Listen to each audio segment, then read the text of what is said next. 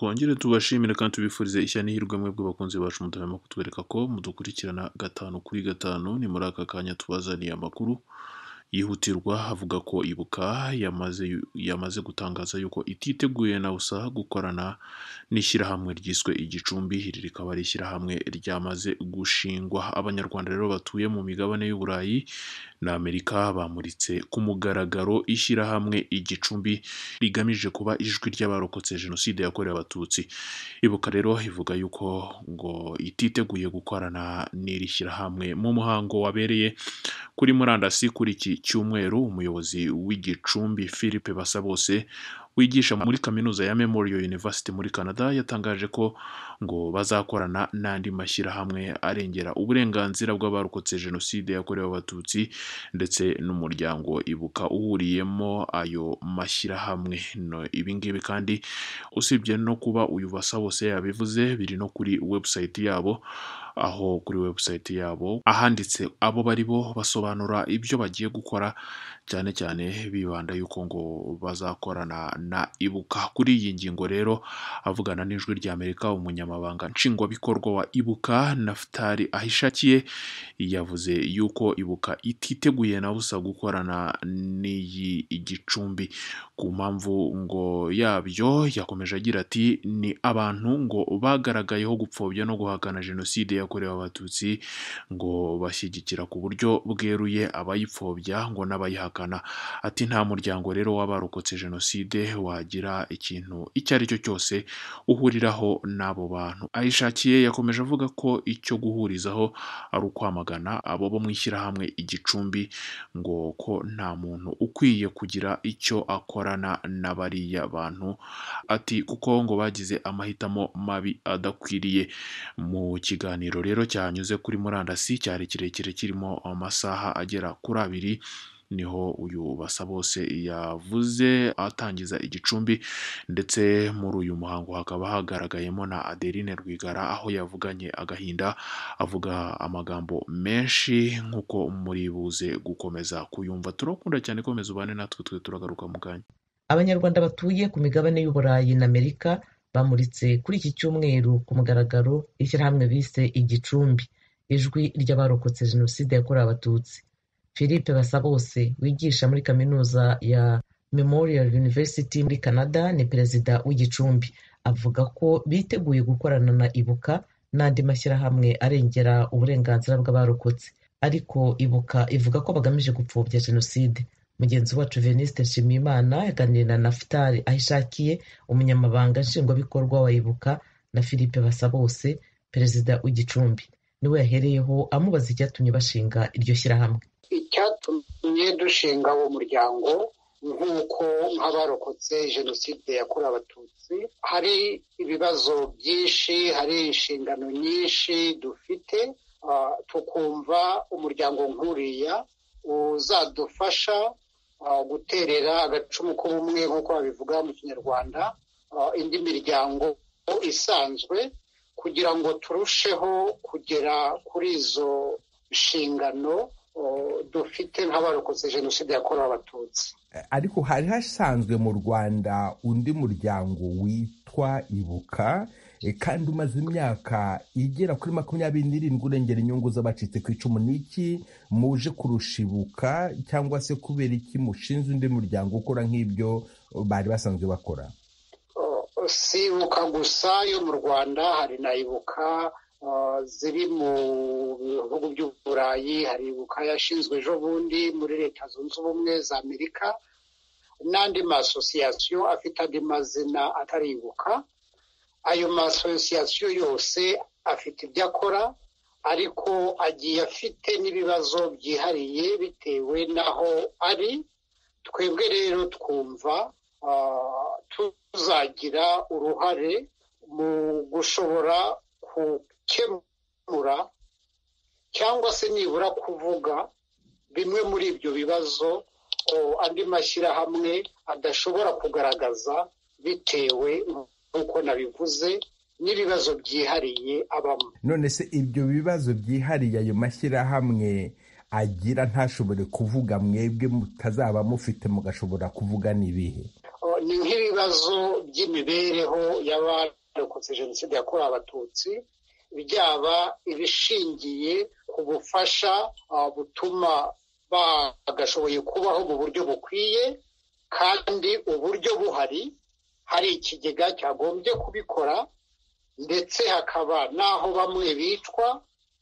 Ni nk'ibibazo bishingiye kuri gestion y'amateka na memoire ya jenoside yakorewe abatutsi, aho rimwe na rimwe usanga bikorwa ahubwo mu buryo butoneka ku buryo bukomeye abaresikape.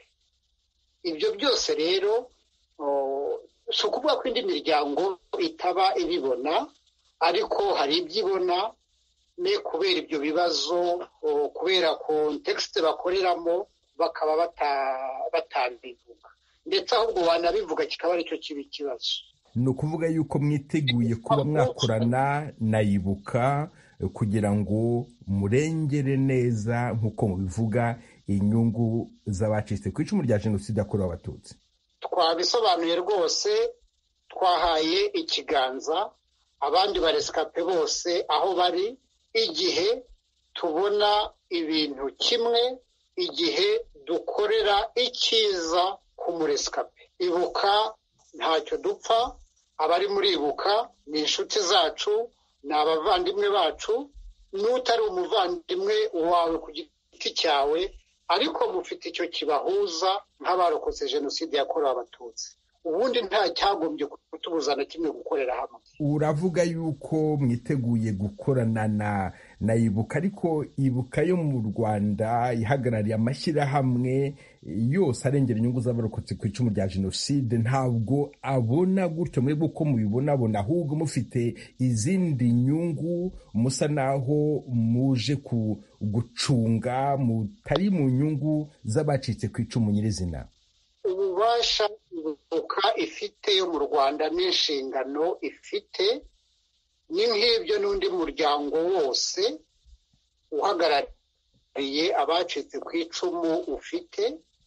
Ngewe uko mbizi, ntawe umuntu asaba uruhushya kugira ngo ashyireho umuryango uharanira inyungu z'abacitse ku icumu. Ibuka uburyo yagiyeho ni nk'uko n'indi miryango yose igenda ijyaho, ni nk'uko natwe tugiyeho.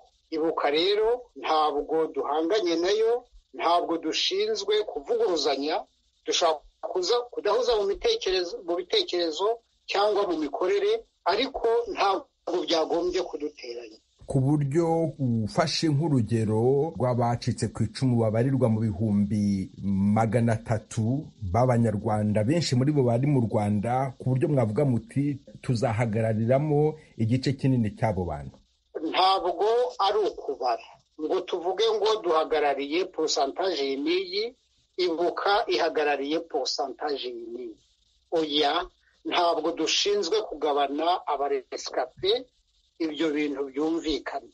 Umuresikape aho azagira ikibazo hose, aho azakenera ubufasha hose, nitubugira tuzabumuha, tuzamuvugira, tutitaye ku kuba Ibuka yamuvugiye cyangwa itamuvugiye, yamufashije cyangwa itamufashije. Ariko Ibuka yo si uko ibibona, kubera ko umunyamabanga nshingwabikorwa wa Ibuka Naftali Ahishakiye we asanga mufite uwundi mugambi, ndetse akavuga ko mupfobya jenoside yakorewe abatutsi.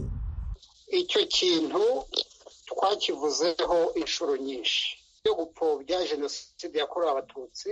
Ibyaha byo guhakana jenoside yakorewe abatutsi biriho cyane kandi, ariko icyo tumaze kubona ni uko kenshi bikoreshwa mu kwibasira abo bashaka kwibasira, aho kugira ngo bikoreshwe aho byagombye gukoreshwa nyakuri.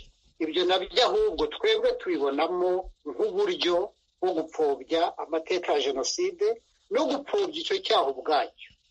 Iyo ufashe umuntu warokotse jenoside yakorewe abatutsi kandi ukora icyo ashoboye cyose kugira ngo umutekano, kugira ngo uburenganzira, imibereho myiza y'abacitse ku icumu yimakazwe, akavuga yuko iyo ubikoze uba uhakana cyangwa upfobya jenoside yakorewe abatutsi aba afite icyo agendereye cyangwa se aba afite izindi mbaraga zituma akora ibyo ngibyo n'iyo mu mutima we yenda yaba atabifite. Ngewe nirinda gucira abantu imanza nubwo nagaya ibyo bavuga, hari ubwo nibaza ntese babivugishwa n'iki. Philippe Basabose, umuyobozi w'ishyirahamwe Igicumbi, ndagushimiye cyane kubw'aka kanya wahaye Ijwi ry'Amerika. Nanjye ndagushimiye cyane Venise. Tumaze kuvugana na Philippe Basabose, umuyobozi w'Igicumbi, twahamagaye umunyamabanga nshingwabikorwa w'umuryango Ibuka Naftali Ahishakiye, ari i Kigali mu Rwanda. Bwana Ahishakiye, ikaze ku Ijwi ry'Amerika. Murakoze. Mbere na mbere mwakiriye mute ishyirwaho ry'Igicumbi? Mu by'ukuri twarabyumvise, twagiye tubibona mu nyandiko zitandukanye zicicikana hirya no hino kuri social media. Ni ibintu bigayitse, ni ibintu bidakwiriye, ni ibintu bidakwiye gushyigikirwa cyangwa kuyobya uwo ari we wese. Bariya abantu bishyize hamwe, n'ubundi icyaburaga ni iryo zina, ni iryo shyirahamwe, ariko ni abantu basanzwe barahuje imitekerereze mibi, basanganywe, bamaranye igihe. Ni abantu bazwi, basanzwe barahisemo kugendera kure ukuri, guhakana ukuri.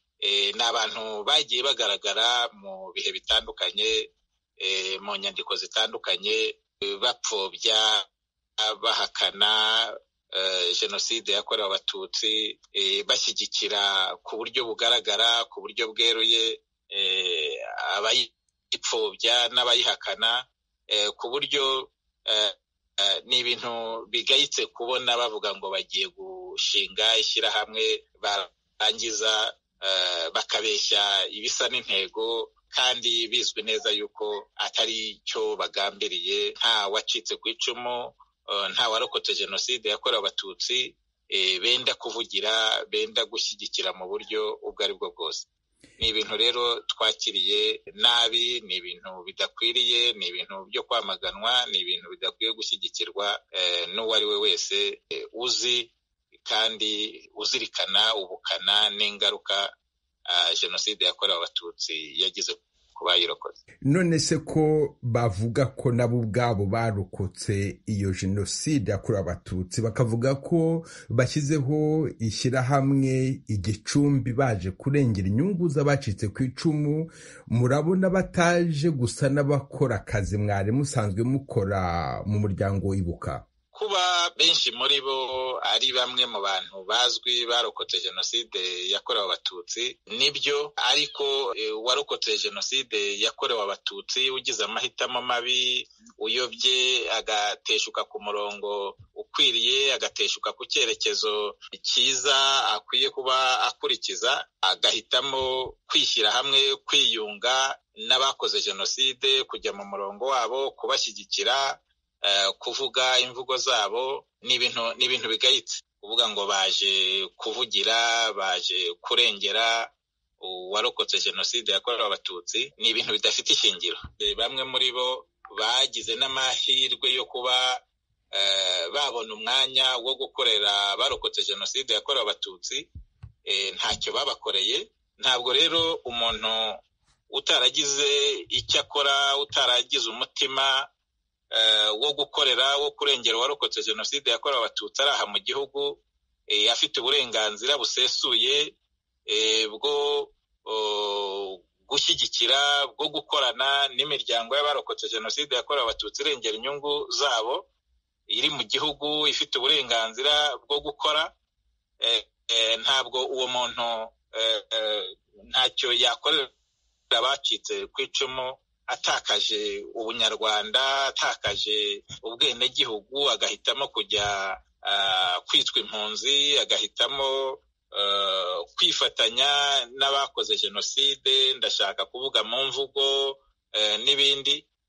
Uwo muntu ntabwo ari bwo yategerezwaho umusaruro uwo ari wo wose, kuko iyo urebye ruriya rutonde, hari ababaye no muri iyi miryango bagaragaza imikorere mibi, babaye mu miryango y'abarokotse jenoside imwe n'imwe barirukanwa, abandi babona bahawe akato kubera imitekerereze n'imikorere idakwiriye, bagasohoka mu gihugu bagasaba ubuhungiro mu bihugu bitandukanye. Ni abantu basanzwe bazwi mu nyandiko bagiye bandika zihabanye n'ukuri, zigaragaza yuko ari abantu bavuye mu murongo ukwiriye dukwiye kuba turimo nk'Abanyarwanda, dukwiye kuba turimo abarokotse jenoside. Ku buryo nta mikoranire ishoboka, cyo nakwita collaboration mu gifaransa, ishoboka hagati ya Ibuka irengera inyungu z'abacitse ku icumu mu Rwanda n'Igicumbi kivuga yuko kizarengera inyungu zabo nabo bacitse ku icumu. Ntabwo mushobora kuzakorana?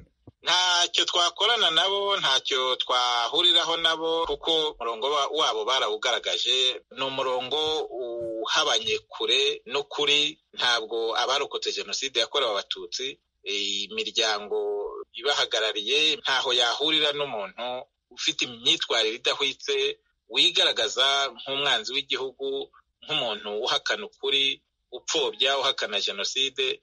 Ntacyo iyi miryango yacu yakorana n'Igicumbi.